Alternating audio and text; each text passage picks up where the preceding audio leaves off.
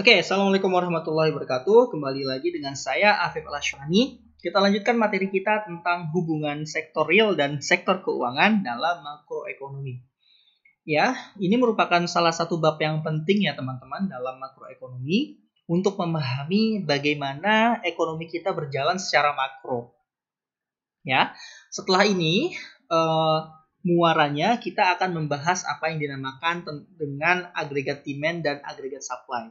Ya, AD agregat demand dan AS agregat supply.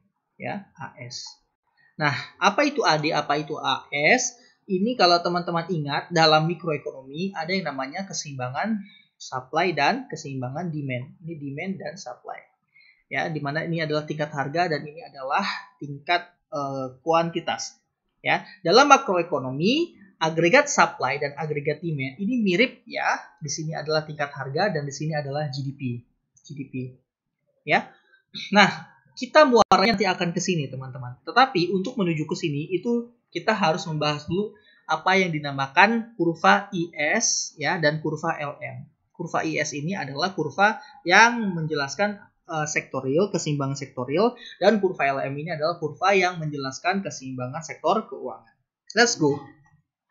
Nah, what we cover, kita sudah belajar apa? Kemarin kita sudah belajar circular flow. Ingat ya, di mana di situ ada flow ya atau arus ya, perputaran seperti itu. Ada circular, perputaran ya, perputaran transaksi antara agen-agen ekonomi di dalamnya. Di mana di situ ada kebocoran ya dan ada injeksi. Nah, salah satu jenis kebocorannya adalah kita kemarin sudah bahas ya, saving, dan salah satu jenis injeksinya adalah investment. Investment di sini artinya kegiatan membeli barang untuk kegiatan produksi.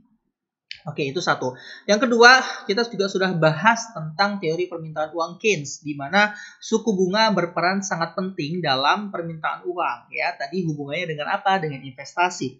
Semakin tinggi tingkat suku bunga, maka semakin rendah permintaan uang. Kenapa orang tidak ingin memegang uang? Orang ingin meletakkan uang dalam deposito di bank.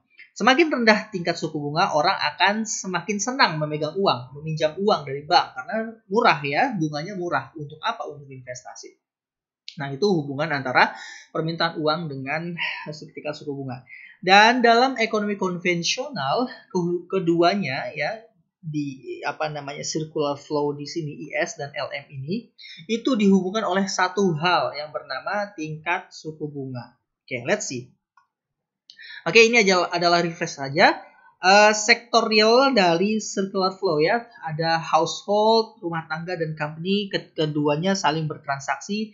Ya, household menyediakan tenaga untuk company dan dibayar oleh company. Sebaliknya, company menyediakan barang dan membayar kepada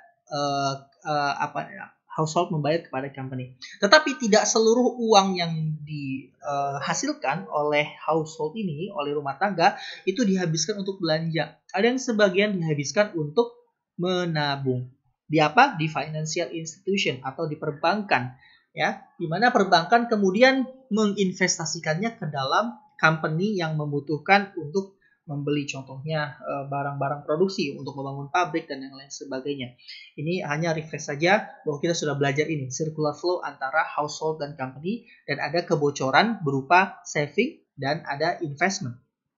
Ya, kita juga sudah belajar apa yang disebut sebagai persamaan dari circular flow, yaitu Y sama dengan C ditambah I ditambah G ditambah X minus M. Ya, atau net export. Nah, di sini kita ingin mengubah persamaan circular flow ini menjadi persamaan yang lain, yaitu persamaan IS. Oke, kita pelan-pelan ya di sini ya. Yang pertama kita geser dulu selain I ke sebelah kiri. Ya, berarti ada C, ada G, ada X dan M. Ya, kita geser semuanya ini ke sini ya. Berarti menjadi apa? Karena ini bergeser ke kiri, berarti dari positif menjadi negatif ya. Y dikurang C, dikurang G, dikurang X minus M. Ya, kenapa? Karena tadi ini positif, pindah ke kiri menjadi negatif. Sama dengan I. Ya, oke, kita asumsikan Y kurang C kurang G kurang X minus M ini sama dengan S, ya, atau saving. Artinya, di sini saving itu definisinya adalah uang yang didapatkan dikurang konsumsi, dikurang pengeluaran pemerintah, dikurang net ekspor, Kalau masih ada sisa itu adalah saving. Ya, I di sini sama, I di sini adalah investment.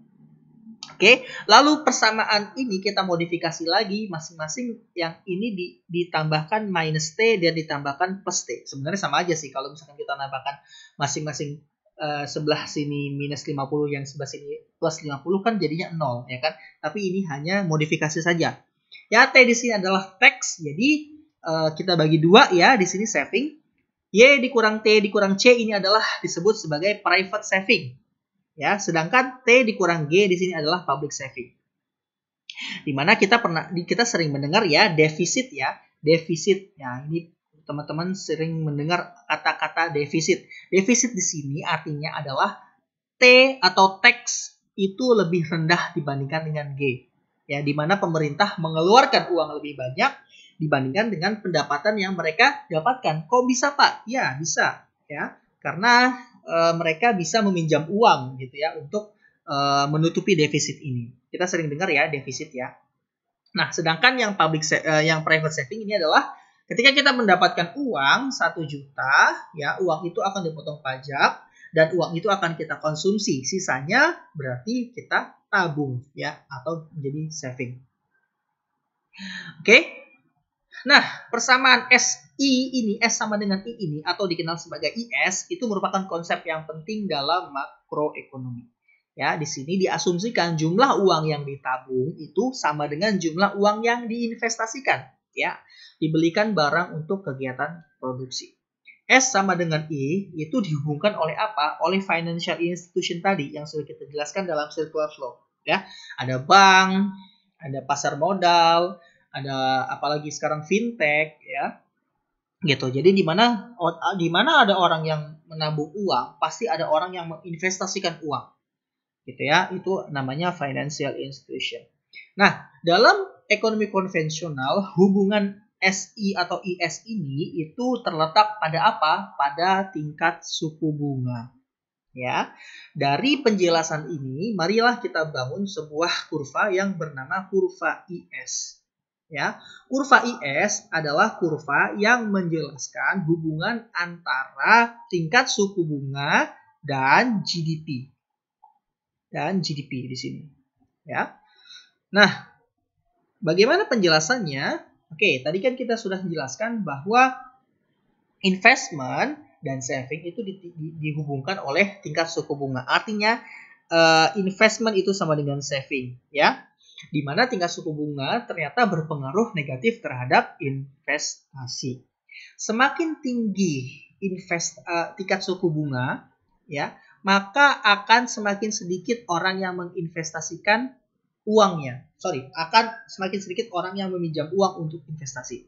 Tetapi semakin rendah tingkat suku bunga, maka akan semakin banyak orang yang meminjam uang untuk berinvestasi, untuk membeli barang, untuk membangun pabrik, karena semakin rendah bunganya. Nah, hubungan antara tingkat suku bunga ya dan GDP dalam pasar barang ini kita sebut sebagai kurva IS ya, atau investment saving. Sekali lagi saya ulangin, hubungan antara tingkat suku bunga dan GDP dalam pasar barang disebut sebagai kurva IS, investment saving. Seperti yang tadi sudah saya jelaskan. Oke, jadi ini adalah yang pertama, bagian pertama IS.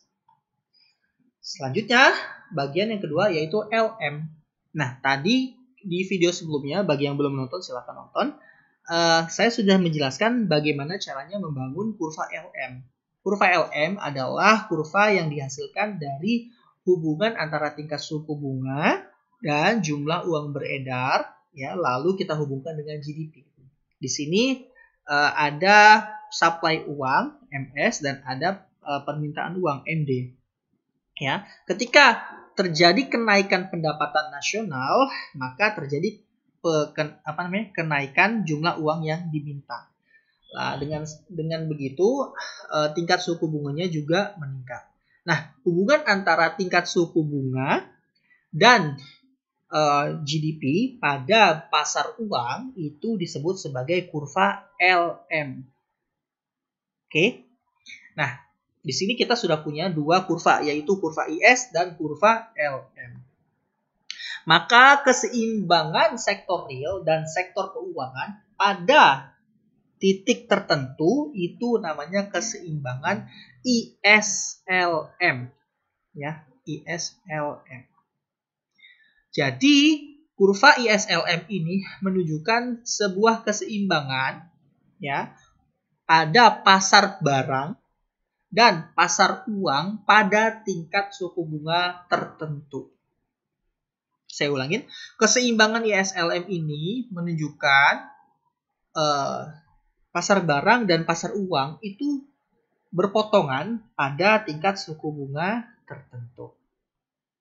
Oke, nah kurva ISLM ini seperti yang sudah saya bahas mengandung kebijakan ya. IS dan LM ini bisa bergerak ke kanan ataupun ke kiri ya. IS bergerak karena apa? Karena kenaikan government spending, karena dia posisinya adalah pasar barang ya. LM bergerak ke kanan karena apa? Karena kebijakan moneter expansionary ya, seperti itu.